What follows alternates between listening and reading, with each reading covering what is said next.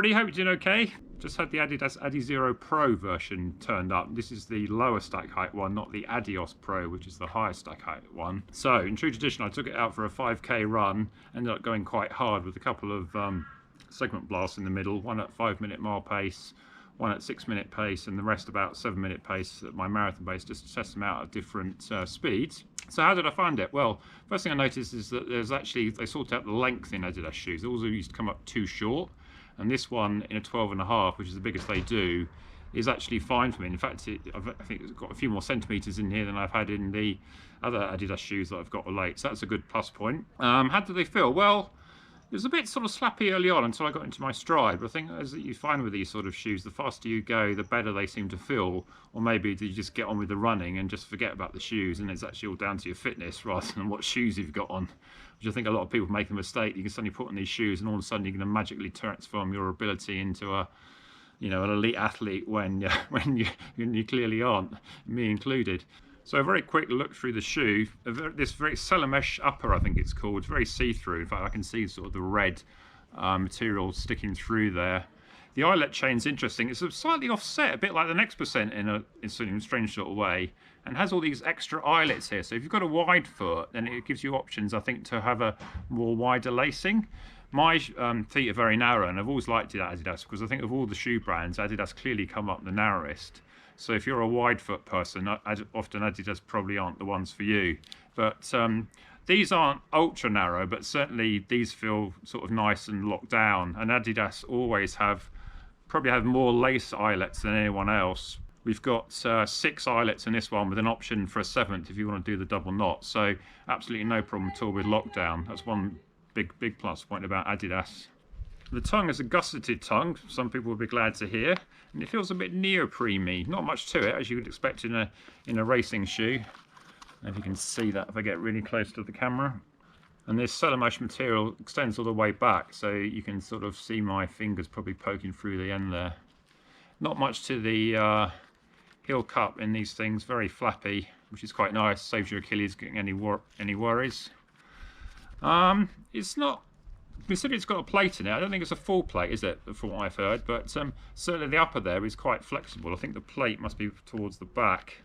It's light strike all the way from the front to the back, and then just this little bit of boost here on the heel, which seems to extend backwards underneath, so you can see the sort of the boost, this sort of bubbly material here, and of course the traditional Continental rubber outsole that you get in all Adidas shoes, which means probably of all the racing shoes this is going to be the best at cornering. But how often do you really corner in a marathon? The idea is to run in a straight line for a lot of time. So in today's run I was just sort of running around the block, essentially two blocks from my house, so I was sort of cornering at sort of 5-minute pace, no problems at all. But then I don't think I'd have any problems doing that in the next percent, say, or in those other high stack shoes. I don't see that as a particular issue. So I think this is not a huge amount of thickness in the material here, but I think this is, for a racing shoe, this is certainly going to last you long enough.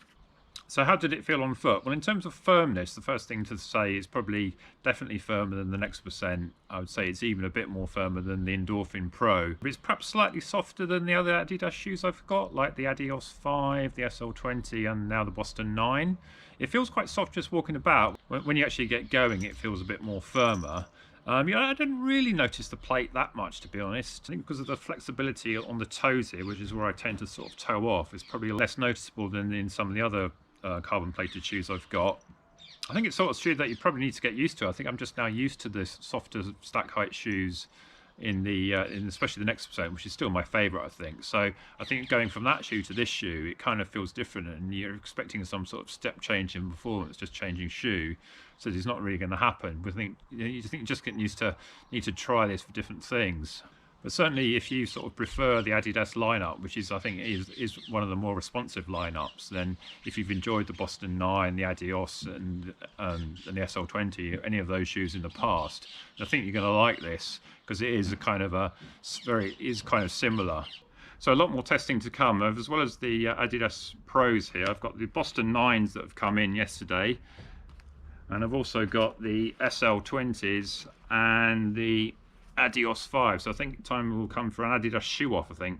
Now, interestingly, of all these shoes, although the Pro is the racing shoe, the SL20 in my size comes up the lightest at 270. The next is the the old-fashioned Adidas racing shoe, the Adios, which is slightly heavier in my size, to about 275. Next come in the Pros there, in about 290. Although what was odd, the right shoe was about 5 or 6 grams less than the left. I'm not quite sure what's going on there. And that was similar in the Boston, where the right shoe was 8 grams lighter than the left. The left shoe was like 299, and this was 291, I think, something like that. So I'm not quite sure whether their quality control is going on there, where they're losing those extra 8 grams. So I think the next step is I get myself out for a shoe off and see which ones actually perform best in a controlled test. Whether it's actually any performance benefits, I think I'll need to reserve that for my next shoe off tests.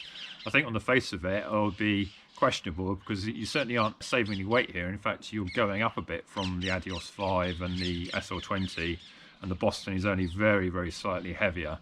So all the shoes in that lineup are almost identical in terms of in weight. So you really need to sort of give all these a go and try them out in different scenarios. But I suppose, you know, this is meant to be the race shoe. But is this really better than any of the other Adidas shoes? Well, it's a good question, and certainly it's a lot more expensive, this one. Whether it's that extra £60 or so is worth it, don't know. I think need more testing to find out. On the face of it, maybe not, but we shall see. Anyway, hope you appreciate this first look at the Adidas Adizero Pro, and look forward to seeing you on the next one. Okay, bye!